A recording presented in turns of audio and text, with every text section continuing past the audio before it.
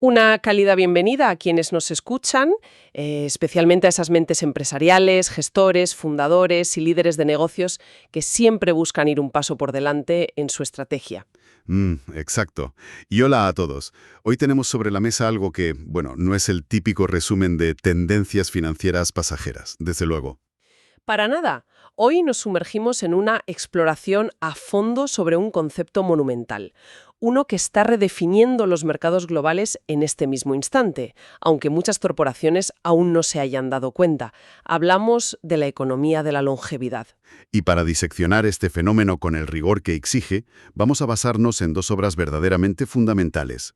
Por un lado, tenemos las investigaciones del libro The Longevity Economy de Joseph Coughlin, fundador del AgeLab del prestigioso MIT. Una lectura obligatoria, la verdad. Totalmente. Y para complementar esa visión más microeconómica, analizaremos un artículo crucial sobre políticas de salud e impacto macroeconómico titulado igual, The Longevity Economy. Está escrito por Andrew Scott y publicado en la revista médica The Lancet. O sea, tenemos la visión de producto y diseño y la visión macroeconómica global. Efectivamente, la combinación de estas dos perspectivas ofrece un mapa increíblemente detallado de lo que está por venir. Y la misión central de este análisis de hoy es transformar radicalmente la forma en que el mundo corporativo percibe el envejecimiento demográfico. Durante décadas, los titulares de prensa han insistido en esta narrativa de que el envejecimiento de la población es una especie de bomba de relojería. Sí, un peso muerto insostenible para los sistemas de pensiones. Esa es la narrativa clásica. Exacto. Pero los datos empíricos que exponen estos autores cuentan una historia diametralmente opuesta. No estamos ante una crisis que haya que mitigar. Estamos ante una oportunidad de mercado masiva, valorada en billones, que exige una innovación estratégica sin precedentes. Desde el diseño de productos cotidianos hasta la reestructuración completa de los recursos humanos. Y el primer paso para entender la magnitud de esta oportunidad es desconstruir un mito. Un mito fundacional que ha cegado a economistas y diseñadores por igual. Fíjate que es fascinante descubrir que la idea moderna que tenemos de la vejez, concebida como una etapa inevitable de fragilidad, es en gran medida un invento social. Ya. Un invento muy reciente, además. Sí, sus raíces están en la medicina del siglo XIX, bajo lo que se conocía como la teoría de la energía vital. Y oye, es uno de los errores conceptuales más caros de la historia. Desde luego. En aquel entonces, la comunidad médica creía que el cuerpo humano nacía con una reserva finita de energía vital, como un tanque de gasolina. Y la lógica dictaba que el trabajo duro o incluso el exceso de diversión iban vaciando ese tanque irreversiblemente. Así que, a cierta edad, te decían que tu energía estaba bajo mínimos y la única prescripción era el retiro absoluto. El descanso forzado. Eso es, descanso total bajo la amenaza de una muerte prematura. De ahí nacieron los asilos modernos y la narrativa cultural de que las personas mayores son improductivas. Y lo verdaderamente alarmante es cómo esa narrativa victoriana ha sobrevivido en las políticas corporativas actuales. Totalmente. Hay un ejemplo en las fuentes muy revelador. Un comentario del exministro de Finanzas japonés Taro Aso. En su momento, este cargo público llegó a sugerir que las personas mayores deberían, literalmente, darse prisa y morir para aliviar la presión financiera sobre el Estado. Es brutal escuchar algo así. Lo es, pero por brutal que suene, no nace de la nada. Es la conclusión lógica de un sistema que evalúa el envejecimiento basándose en una métrica macroeconómica muy defectuosa, la famosa tasa de dependencia de la tercera edad. Esa métrica es el pilar de la ansiedad demográfica actual. Básicamente pone a toda la población mayor de 65 años como dependientes y a los de entre 15 y 64 como productivos. Exacto. Y visto solo a través de esa lente matemática, cualquier país parece estar al borde del colapso económico inminente. Pero hay un fallo estructural enorme ahí, ¿no? Un fallo garrafal. Ignora por completo la realidad biológica contemporánea. El artículo de Andrew Scott en The Lancet es tajante en esto. Propone el concepto de la longevidad saludable. Claro, porque la medicina no solo añade años al final de la vida. Eso es. Los avances médicos y la nutrición han logrado retrasar el declive biológico. Las personas no solo viven más, llegan a edades avanzadas con mejor salud, mayor independencia y una capacidad productiva que rompe todos los moldes históricos. Asumir que alguien de 70 años hoy tiene las mismas necesidades que alguien de 70 años hace un siglo es un error estratégico inmenso. Y las cifras respaldan ese error. Los datos de Coughlin revelan que solo en Estados Unidos la población mayor de 50 años genera una actividad económica anual cercana a los 8 billones de dólares. 8 billones. Es una locura. Para ponerlo en perspectiva ante quienes nos escuchan hoy y diseñan estrategias. Si esa economía de mayores de 50 años fuera una nación independiente, sería la tercera economía más grande del mundo. Solo por detrás de Estados Unidos y China.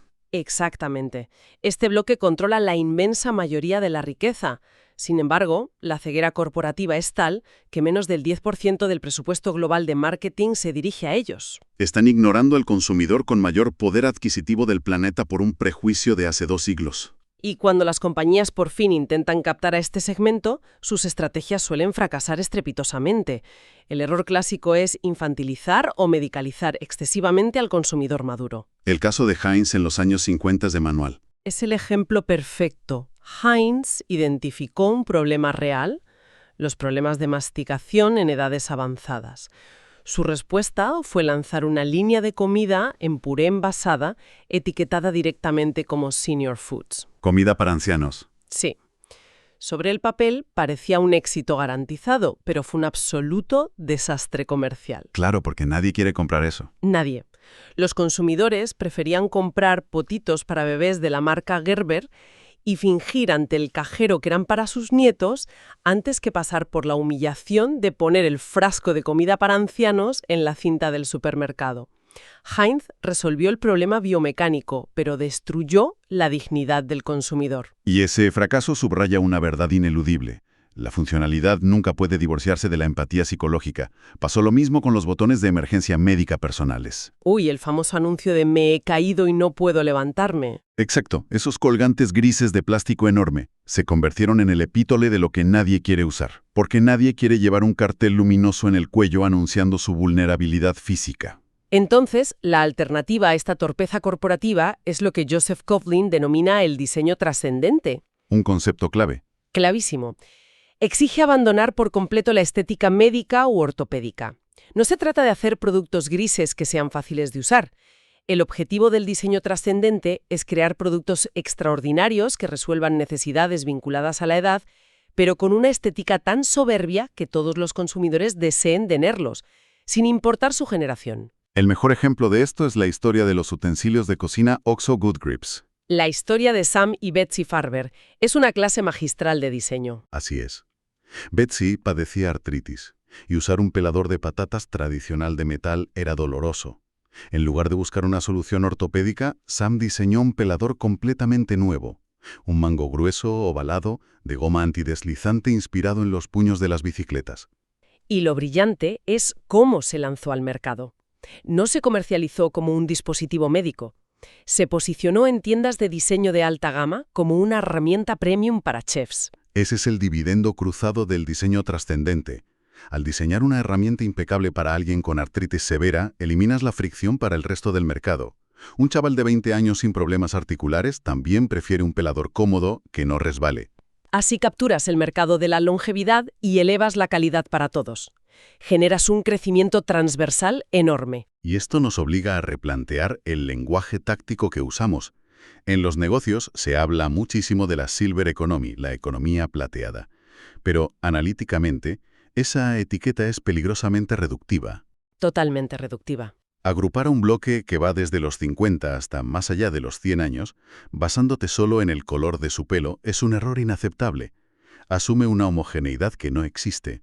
Las necesidades de un directivo de 52 años no tienen nada que ver con las de alguien de 88 que quiere adaptar su vivienda. Por eso, agruparlos en un mismo silo de marketing es ineficaz. La investigación de The Lancet propone abandonar la economía plateada en favor de la economía evergreen, siempre verde. Un enfoque mucho más ambicioso. Sí, porque la economía evergreen no reacciona ante el envejecimiento como una fase terminal de cuidados paliativos. Promueve una infraestructura centrada en la salud preventiva, el bienestar y la educación a lo largo de décadas. El impacto financiero de esto es asombroso. Los datos de Andrew Scott estiman que ralentizar el envejecimiento biológico para aumentar la esperanza de vida saludable en un solo año tiene un valor global de 37 billones de dólares. Es una cifra astronómica, 37 billones. Y no es gasto en hospitales. Es el valor de mantener el capital humano funcional, consumiendo activamente, viajando, invirtiendo y trabajando durante 12 meses adicionales a nivel mundial. Esto transforma los patrones de gasto. Hay un dato sobre Japón que siempre se cita, que las ventas de pañales para adultos han superado a las de pañales para bebés. Sí, se menciona muchísimo. Es un indicador potente.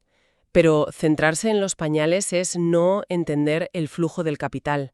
El futuro del consumo evergreen es la domótica avanzada, la tecnología que permite a las personas vivir con independencia en casa, los viajes, la educación continua.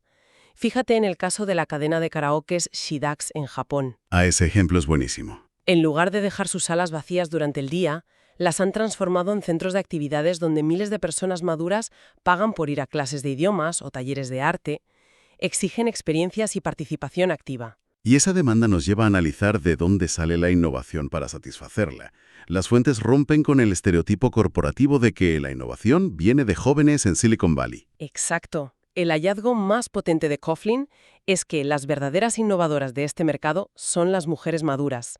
Ellas son las usuarias líderes. Un usuario líder es el que se adelanta años al mercado masivo, inventando sus propias soluciones porque la industria no le ofrece nada útil. El ejemplo clásico es el de cortar pelotas de tenis y ponerlas en las patas de los andadores ortopédicos para que se deslicen mejor en las alfombras. Un rediseño que no nació en un laboratorio de desarrollo. Nació de la necesidad real de usuarias reales y hoy ese instinto se traslada a la economía digital. Las mujeres maduras están adoptando plataformas colaborativas para asegurar su autonomía. El libro detalla el caso de Sally, que usa Airbnb para alquilar habitaciones libres en su casa. Generando flujo de caja para pagar impuestos y mantenimiento. Eso es, así envejece en su propia propiedad, sin depender económicamente de la familia, y usa aplicaciones de entrega a domicilio para solventar temas logísticos. Hay una proactividad brutal que contrasta muchísimo con el guión tradicional masculino de la jubilación. El cliché de entregar las llaves de la oficina, jugar al golf y sentarse a descansar. Un guión pasivo que empuja a muchos profesionales a la pérdida de identidad. Las mujeres, en cambio, redefinen esta etapa invirtiendo en redes sociales genuinas y propósitos tangibles. Cualquier empresa tecnológica o inmobiliaria que no ponga a la consumidora madura en el centro de su estrategia está dando la espalda a la visionaria que dictará los estándares de la próxima década. Sin duda. Y este paradigma, además, impacta de frente contra los recursos humanos corporativos. Si vamos a vivir funcionales hasta los 90 o 100 años, la arquitectura clásica de la vida profesional tiene que ser desmantelada. El modelo del siglo XX de 3 etapas rígidas. Aprender en la juventud, trabajar en la adultez y retirarse absolutamente financiado por el Estado. Hoy es una reliquia insostenible. Con la caída de las tasas de natalidad, el crecimiento del PIB depende inexorablemente de que las naciones retengan el talento experimentado. Retener el talento maduro. Sí. Scott señala que en economías como el Reino Unido, extender la vida laboral promedio en un solo año puede inyectar un impulso al PIB cercano al 1%. Para lograrlo, las empresas deben facilitar carreras de múltiples etapas. Pausas sabáticas, mentorías, reducciones progresivas de jornada y una educación continua que no pare a los 25 años. Como los programas MicroMasters del MIT, que se mencionan en la literatura, programas modulares y digitales para que directivos de 60 años se actualicen en inteligencia artificial sin tener que parar su carrera 2 años para hacer un máster tradicional. Pero no basta con ofrecer cursos. Se requiere empatía corporativa profunda para retener ese talento, especialmente rediseñando los espacios físicos. El caso del MIT Age Lab, colaborando con BMW, es espectacular para ilustrar esto. Es mi caso de estudio favorito de toda esta investigación. Es que es brillante. BMW tenía un problema crítico. La media de edad de sus trabajadores altamente cualificados en la línea de ensamblaje subía rápidamente, y la fatiga física amenazaba con forzar retiros anticipados masivos. Lo que hubiera supuesto perder una memoria institucional y eficiencia técnica irreemplazables. Exacto. Así que el Age Lab no fue a darles una charla teórica sobre ergonomía. Implementaron el traje Agnes, un exoesqueleto de simulación de edad. Un dispositivo que replica físicamente la vejez. Eso es. Arneses que replican la rigidez en las articulaciones, gafas que simulan cataratas, guantes que quitan destreza táctil. Y obligaron a los jóvenes ingenieros de procesos de BMW a ponerse el traje e intentar ejecutar las tareas de la línea de montaje. Y a intentar entrar en los coches que ellos mismos diseñaban. La brillantez de esto es que destruyó la inercia burocrática al instante. Sintieron el dolor de sus compañeros mayores en su propia piel. La empatía fue visceral. Inmediata. Y las consecuencias fueron transformadoras. BMW rediseñó ergonómicamente las estaciones, instaló pavimentos especiales para las rodillas, modificó la altura de las pantallas. Y no fue caridad, fue estrategia pura para retener su capital intelectual más difícil de reemplazar. Y de paso, como efecto secundario, hicieron que sus coches fueran mucho más accesibles para todos sus clientes. El dividendo cruzado del que hablábamos. Exactamente. Y a modo de síntesis operativa para quienes gestionan empresas hoy, la evidencia es irrefutable. El aumento de la esperanza de vida no es una crisis, es el surgimiento del mercado evergreen, un motor de 8 billones solo en Estados Unidos, liderado por mujeres maduras, que demanda diseño trascendente. Y que impone reestructurar los recursos humanos para sostener carreras de múltiples etapas. Toda esta adaptación exige mucha introspección a nivel de liderazgo. Porque detrás de la macroeconomía hay una realidad humana ineludible. Las mentes que hoy lideran corporaciones y aprueban diseños, inevitablemente van a envejecer. Efectivamente. Y van a tener que habitar en el ecosistema que están construyendo hoy. Por eso, la pregunta crítica que todo líder debe hacerse es si están construyendo hoy los productos, las infraestructuras y las reglas laborales que ellos mismos van a querer consumir y vivir cuando crucen esa barrera demográfica. Si la respuesta no es un sí rotundo, aún están a tiempo de liderar esta transformación. Un planteamiento que debería resonar en cualquier junta directiva, desde luego. Recomendamos muchísimo a nuestra audiencia explorar estos conceptos de primera mano leyendo The Longevity Economy de Joseph Coughlin y la investigación de Andrew Scott en The Lancet. La ventaja competitiva será de quienes actúen en consecuencia.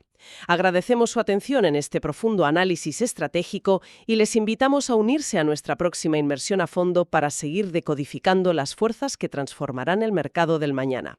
¡Hasta la próxima!